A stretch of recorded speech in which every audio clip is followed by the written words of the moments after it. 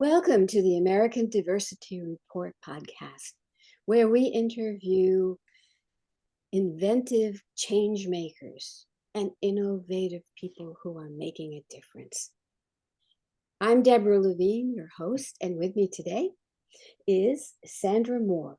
She is Managing Director and Chief Impact Officer at Advantage Capital, and the firm focuses on high growth and high wage business investing in communities where access to investment capital has historically been quite hard.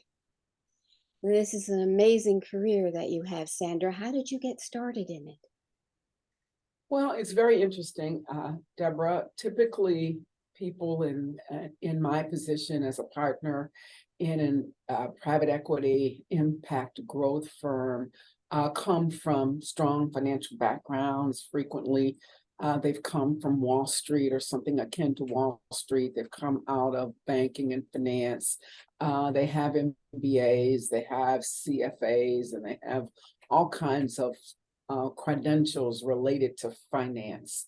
And I am a lawyer by training. I refer to myself as a social scientist, largely out of my practitioner life.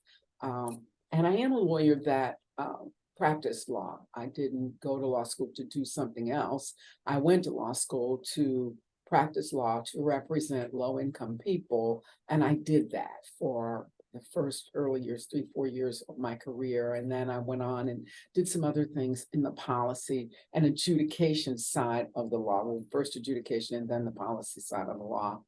And I found myself around 16, 17 years into my career with an opportunity to go to work for a governor, the then governor of the state of Missouri.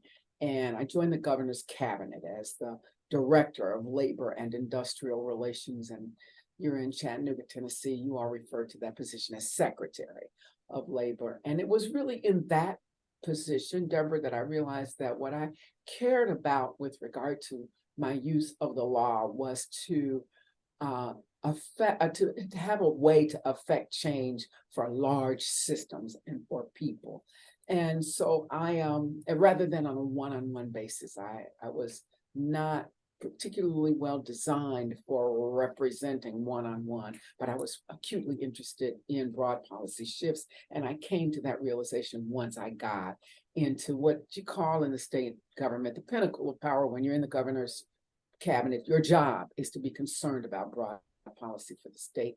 I left that job and went into the private sector as a not-for-profit leader, and I stayed in that as a not-for-profit leader for 16 years, helped to grow a company that worked exclusively with for-profit, affordable, and mixed-income housing developers as a platform for changing distressed communities. So my company, which I grew from 4 or 5 of us to over 100, partnered with developers to figure out what else other than housing do you need in a community to revitalize it if housing is your platform. Most of my staff in that position were MSWs, they were social workers, hence how I come to accept as a practitioner. I'm a social scientist. And we went in really tough places with housing developers leading, and they're going to build the housing, and we help them figure out everything else you need: parks, roads, bridges, schools, health centers, people services, human capital development, the whole 9 yards, if that housing is going to be catalytic. I did that for 16 years. And longer than I thought I would do it. I thought I'd be there 4, then 8, and then 12. And finally at 12, I said 16 is it.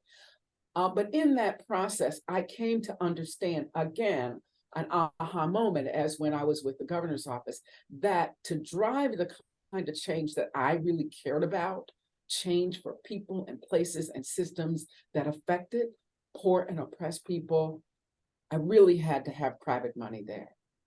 That there was no amount of public money or philanthropy that was ultimately going to drive sustainable change in the areas that I cared about. And at that juncture, I said, I need to pivot. And I started thinking about what I wanted to do, had no clue. Someone came to me and said, you know what, Sandy, you've got a really comprehensive view of what it takes to change things from the bottom up. You've been working in distressed communities across the country, and from the top down, you've worked with governments, you've worked in the law. So you really belong in this impact investing field. I had no clue, Deborah, in 20, none. And I had no clue in early 2016 when I started talking, when people started talking to me about that, it was almost as if they were speaking another language, except I knew that they were right. I knew where you could put money and what kinds of things you could put it in that would make a difference to children and families and small businesses and distressed communities, because that's what I had been doing for housing developers. That's what my team and I had been doing for housing developers. So I got a few people interested and they started asking me to come and join in, blah, blah, blah. And I knew Advantage Capital. I knew their work. I had been a member of what they called their New Market Tax Credit Advisory Board, where I'd come to 4 meetings a year. One of them, I'd go out and look at companies that they'd invested in, kick the tires. And I had been very impressed. All along the way, I thought, this is really good work. These are good jobs. These are high paying jobs. These are low opportunity barrier jobs. People can get in. These are jobs where people are hiring folks who have criminal records because they need workers. These are in distressed communities where you got 10,000 people and you're going to employ 500 or 600. That's a lot, but sometimes you're going to employ 200. But in a community of 5, 6, 8, 10, 12,000 people in Appalachia, these are transformative kinds of investments. And so I decided to join. And this is what I said to my partners, and they laugh at me now, the devil that I knew. Because I was stepping into a totally new world.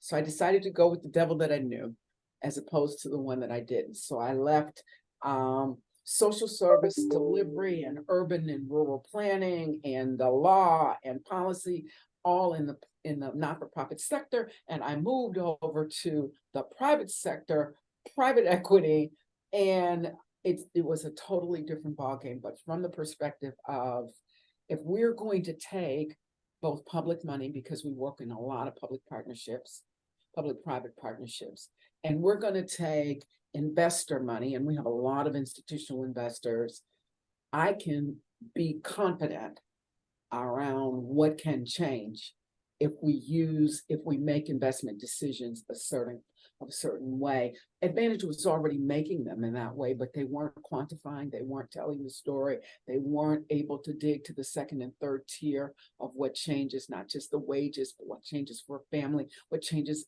inside of a kid's head when there's a working adult in the household. These are things that I knew intimately about. So it's a long answer, but that's how I got here. And the through line is always, I wanted to do that big policy or big implication work that would change outcomes for the least among us. Yeah. Well, you probably know that I have a master's degree in urban planning, which I got back in the day. Yep. And that I designed it also for economic development in these communities, and concentrated on how to use the arts to boost the economic development factor. I was in those days an artist myself, so it was just like you, a labor of love. That's right. And you remain an artist. Once an artist, always an artist. Yes, indeed. Well, I definitely get that. Yes. Well, it's an amazing thing to be creative. To be creative, right? It's not something you learn, but you do maximize, and you have obviously done that throughout your entire life, and moved into different areas as you see it necessary to make what you think should happen actually happen. So now here you are in a new universe, right? Where with the ability to change things in new ways, and so much needed. We've got such a limited access to capital in so Yeah. many of these communities. And the entrepreneurs are suffering, the communities are suffering. It is sad, does not begin to describe it. Yeah. So tell us a little bit about how you're dealing with actually, uh, say, take the entrepreneurs. How are you helping them and changing their future so that they can impact the whole community? Sure. So Advantage Capital has a magnificent change platform, no doubt about it. And it's a private sector uh, model, but it does it as in partnership many times with states and the federal government, because we will take incentives, we will take things from the states and from the feds, mix it with private capital, and then drive it out to places where it wouldn't otherwise go, because that is the outcome that the public sector is seeking when they give us an incentive, or when we compete to get a low-income housing tax credit, or we compete to get a new market tax credit. Those are public incentives, and we marry them up with private money, some of ours, some from other investors who want that tax credit, and then we take responsibility for deploying that capital to achieve the double bottom line result. So it's a great platform. So what happens in that kind of environment? First of all, you show up. We, Advantage Capital, show up, and we're a big firm. We're around 140 people, and we've got a 40 to 50 person investment team. So we're a big firm, and we're very good at this. And I don't have any qualms about saying that, but back to the point. You show up in places, first of all, looking for entrepreneurs where nobody else, typically capital doesn't look for them. With all due respect, our capital, has historically stayed on both coasts, and now some other places are getting sexier, Austin and even in your beloved Tennessee, you've got Nashville that is just soaring. Those are all good things, but the heart of the country, the Midwest, the upper Midwest, the near South, are places where it's hard to get capital there. It used to be there in the form of community banks, but we all know what has happened to community banks. They've gone by the wayside. So the first thing is Advantage is looking to go to those places, and we show up. And we show up with capital, and we're looking for great entrepreneurs. Now, not only are we looking for great entrepreneurs, because that's the first thing. You've got to have an entrepreneur who is heart and soul into what it is that they are doing. And because of that, they've learned and they know how to do what they're doing. So we're looking for great entrepreneurs, and we can bring to them capital when they have, for lack of a better way of describing it, they have some bumps in their financial road that prevents them from getting that next tranche of capital that they need. Now, I want to contextualize that for you, so you and the people who are listening understand that Advantage is a impact growth fund. So we are generally looking for businesses that need growth capital. We don't have very much in our portfolio that is startup. We have some because we do both debt and equity investing, but that is not our sweet spot. We are not necessarily looking to invest in those companies that are looking for capital in $50 and $60 million tranches. There is plenty out there for those. Where we are, we like to say we're right down the fairway of maximum job growth in distressed urban and rural communities. Those businesses that have been there a long time, or they've been there a short time, but they've been doing really well, and then they hit a wall in terms of getting the next tranche of capital. They are not in capital rich areas, so maybe they need more collateral than they've got. They are not necessarily in the most prosperous areas, so maybe they've tapped out friends and family money. They may be aging out and want to transfer that business to the next generation, or even to another business.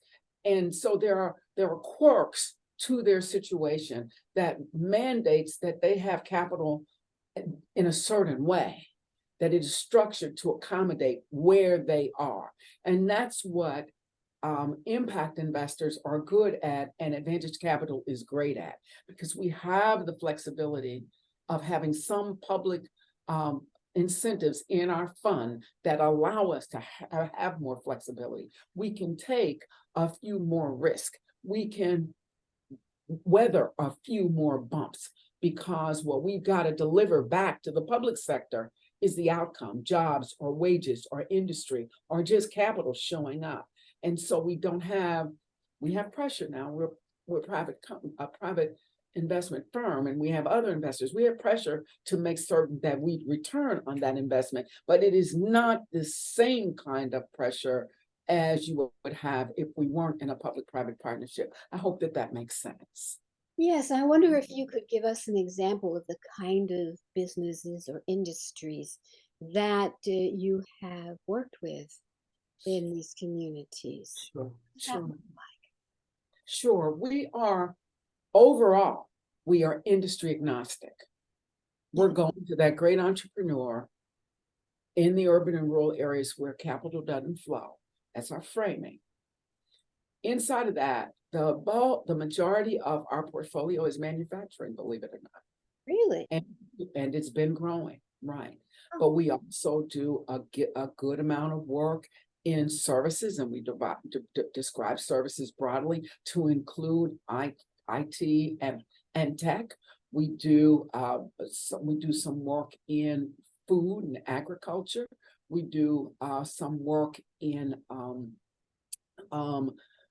technology services, technology as a service. So we are industry agnostic. But again, where we're headed, manufacturing is big. And we look to support that. And that is one of the challenges in urban and rural America, that the manufacturing base has been eroded.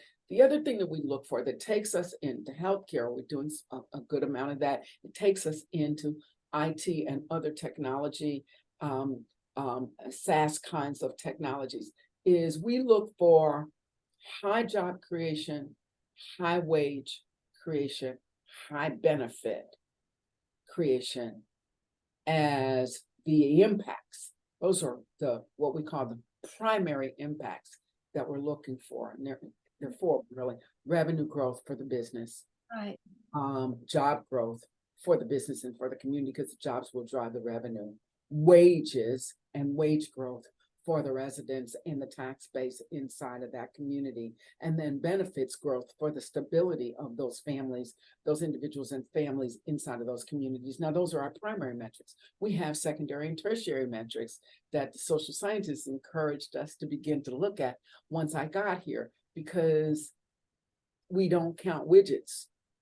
We want a job that leads to a set of improved outcomes for the business, for the community, and for the family, not just jobs for the sake of jobs.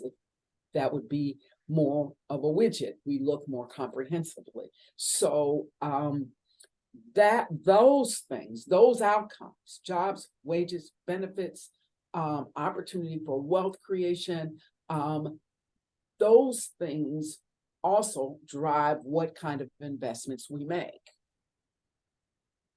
So you mentioned metrics and outcomes and measuring at various different levels. Mm-hmm. You share with us a little bit about what those metrics are looking like these days, and the outcomes that you have, processed, and then what you hope to achieve in the future. Sure. And I will. Can I step back for just 1 second? Because you asked me for examples. So let me give you just a couple really quickly, and then we'll go over to metrics. We, in the last year and a half, did a wonderful set of investments in last 2 years in Louisiana, for instance, following the last hurricane that Louisiana suffered. And we did a transportation company, happened to be minority owned, and helped it to grow. my own minority owner, had a couple of trucks, had lots of experience, but really had bumped up against the wall of not being able to get additional capital to buy more trucks to increase his staff. And so we provided debt and equity in that investment to allow that business to grow. And I think it's nearly tenfold now in terms of from 2 trucks to maybe 12 trucks. And so that kind of business, that's one place. If you go up in, let's go up to Omaha. Well, about 3 years ago, we started on a journey there. Actually, it's been more than that, but it's such a wonderful story. It was one of the earliest investments when I got here. We invested in a woman who was starting a contact center. Old language would refer to it as a call center, but it's a contact center because now all of us live in a world where contact centers take care of everything, right? They schedule our doctor appointments. They tell us if our kid's school bus is arriving on time, right? It's everything. And she grew that from just a couple hundred jobs, just a handful of jobs to now more than 400 jobs and a completely built out operation, and is now on to her next set of investments to revitalize the end of town where she started this business, which was a distressed community. So you've got that contact center. You go out to the east, we were up in Maine. We invested in a sort of series of animal food, animal medicine, animal health companies, because it was a growing sector in Maine, of all places. And one of those businesses has the animal food and medicine IPO'd. It just went private and became explosive, but and that's a wonderful thing. There's no but to that. And in the meantime, created a whole new sector because of the other components in Maine. So, and then wonderful stories in Ohio.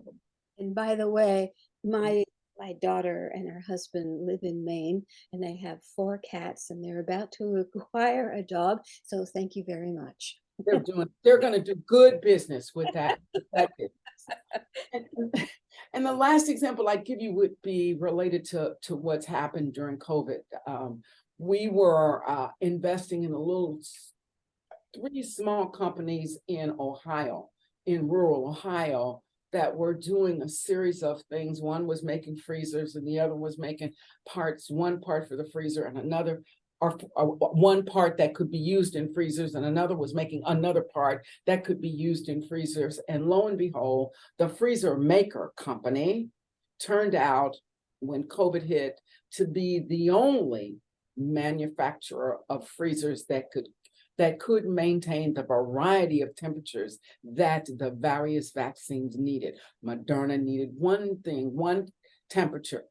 Pfizer needed another. And this little freezer manufacturer, making freezers for all kinds of things, was the only one that had been developing and therefore was the prototypical and could produce and had the ability to scale to provide the kind of freezer that could store all of the vaccine.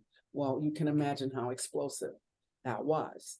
And it really at one point was the only freezer manufacturer. Now others came along, but again, an entire sector, because the 2 businesses that were making the parts for the freezers exploded at the same time that the freezer manufacturer exploded. And these are all businesses that we went into because they had a few warts on them and they needed money in a certain kind of way in rural Ohio. And there was nobody standing around from, with all due respect, Silicon Valley waiting to give them money then. Now they're all over them now, but that's okay. Advantage was there early on. So that gives you examples of the kind of businesses. And that's why I say industry agnostic, outcome focused. Now, about metrics, I said to you as Chief Impact Officer, I live in the world of metrics. My goal is to make certain that our decisions here are data-driven around our market, which is distressed urban and rural communities. And to that end, we count, first of all, the mantra here is if you can't count it, you did not do it. And that's what Sandy Moore says to the team. So don't tell me what you thought happened. I need to know what did happen. So we collect a lot of data. But our metrics include job creation, increasingly job retention. Didn't we find out in America how important it is to retain jobs as well as to create them? Wages, wage progression. What good does it do to start off with a good wage if it doesn't change but every 20 years? That is exactly what leads to income stagnation. So we look at year over year wage progression. Actually, we look at wage progression every 6 months. We look at health benefits. We look at the breadth and the depth of the benefits. We look at what the benefits mean to the household. For instance, we look at what happens, what the benefits mean to the household and what they mean to the public system. So for instance, we look at, does the potential in a business that we're investing in provide a full suite of health benefits? That's what we're looking for, at the least amount of cost to the employee, but keeping the business viable. We can't put these businesses out of business. It's not a social enterprise. It is a double bottom line enterprise. And then we look at, remember I told you I know to look top down and bottom up. We look at what happens to the state budget when you invest in businesses that provide full benefits and workers are able to come off of Medicaid. And I know you know, Deborah, as a social scientist yourself, that Medicaid is the biggest. In most states, it is the largest and most burgeoning line item. So we pay attention to every 6 months how many new employees come in and how many report that the private health insurance that they step off of Medicaid as a result of taking on private health insurance. So that just gives you a smattering of very primary metrics, but then secondary metrics around wage progression and tertiary metrics around what happens when this suite of benefits, what is the effect on the public dollar? So when you say the effect on the public dollar, are you talking about the government budget, or are you also talking about the community, the distressed community, and what is involved in keeping it going? In part, both of those things. Not nearly as much as I would like on this distressed community and what is keeping it going, but I will come back to that. The example that I gave about our tertiary metric of looking at when employees take a job and as a result of taking a job with a full suite of benefits, they come off of Medicaid. We look at that as just a point in a budget point, because we can calculate what it costs what the state says it costs per person on Medicaid. So when you can extrapolate from that, what the savings are to the state when so many people are employed. So that's a metric that we pay attention to. I bet you do, because since you're doing the public-private partnership and you want to show the public, that they're gaining something from this. No, yeah. And in general, are you looking at a very positive result there? We do a very positive result, because we're looking for great entrepreneurs that have the will and the skill to provide that suite of benefits. Okay. We have the resources to try to help you structure. We are not giving away money, this is for sure, but we do have that. Remember all those financial wizard partners I told you I have? They're very, very good at figuring out how to structure the investment in a way that meets the entrepreneur where they are and gives the entrepreneur room to achieve these outcomes. That's why we exist. Now, the larger community. We look at wages and wage progression. We look at wages against the living wage in the community. And out of that, we can extrapolate what it means to increase the number of workers earning wages at and above the living wage in the community.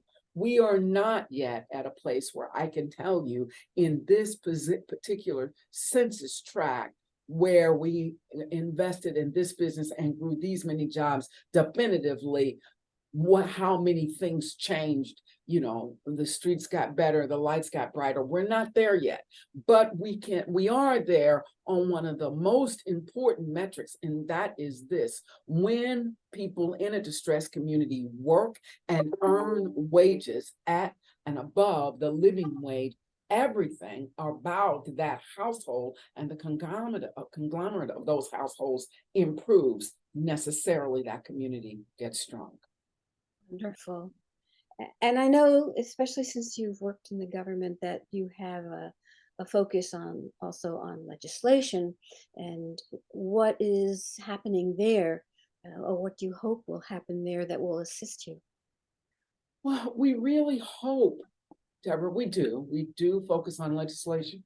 And we hope that the work that we do on the ground, the data that we freely share and publish to support it, really helps local, state, and federal legislators understand the importance of the partnership and incentivizing the outcome that you seek. Good. We either incentivize the outcome that we seek, or we de-incentivize it.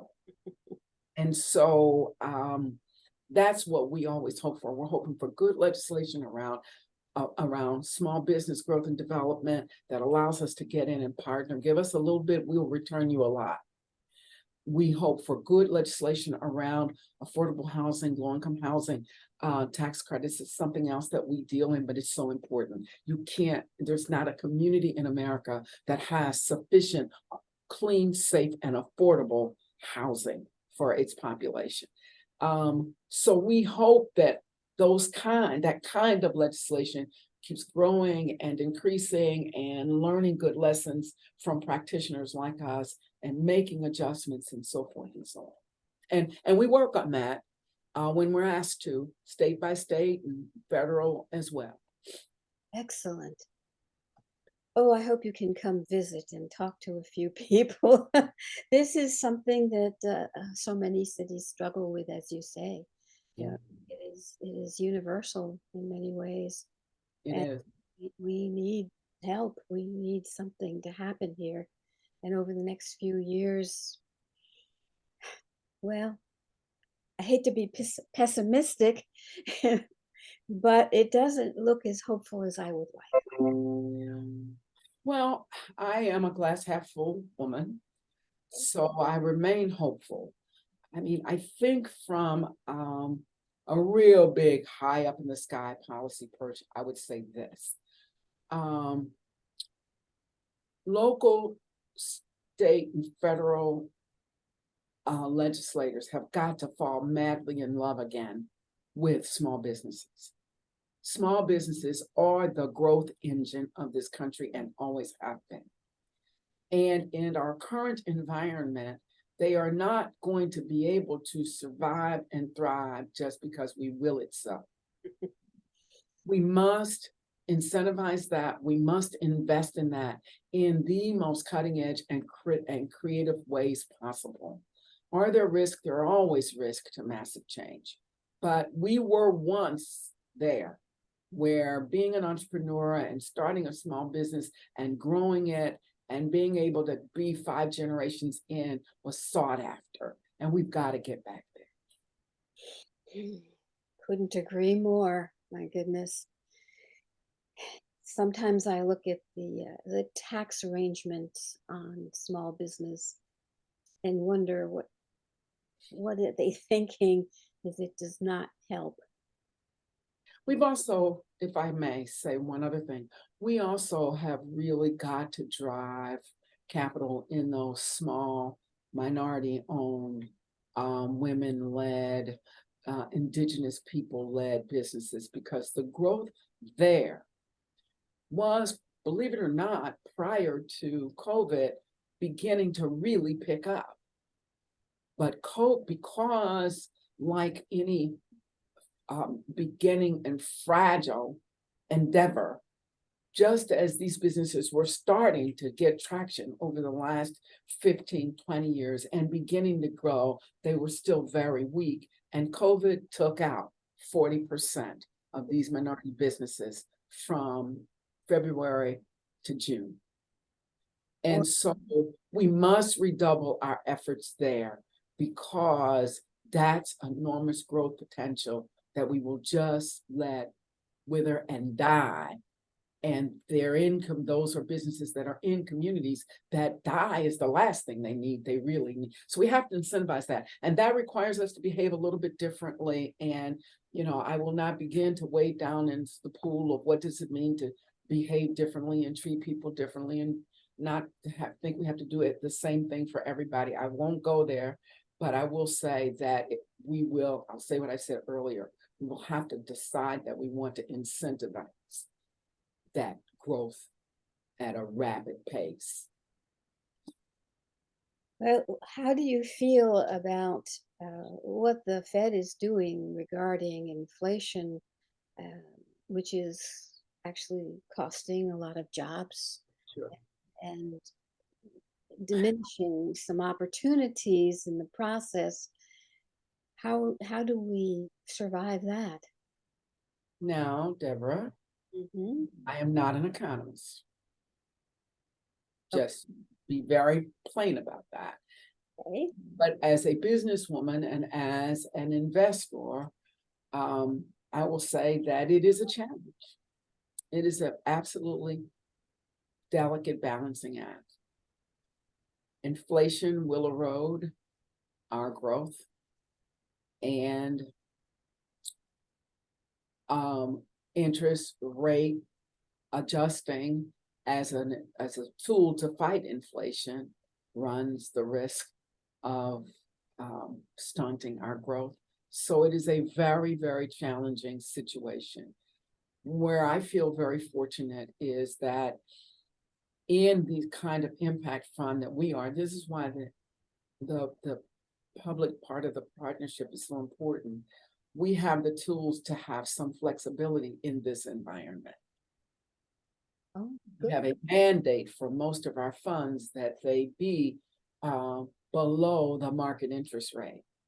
But we can only do that because of the public-private partnership. So again, both things have to happen. We have to contain inflation and rate adjustments the way that we've chosen to do it, but we can also invest in more alternative investment vehicles that allow things to churn along until we can get the balance right, if that makes any sense. And that is from, again, the disclaimer of the pure non-economist, Sandra M. Moore. Oh, this has been wonderful and hopeful. Yes.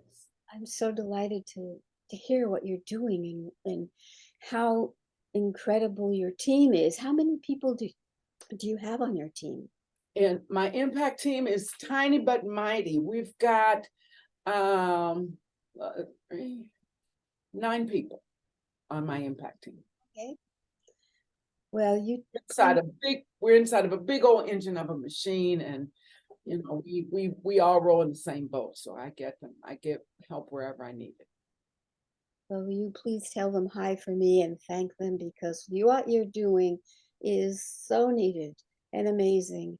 And going forward, oh, goodness, I want to hear again from you in about a year how things are going and what has happened and what will happen in your mind. You may not be an economist, but you are so close. And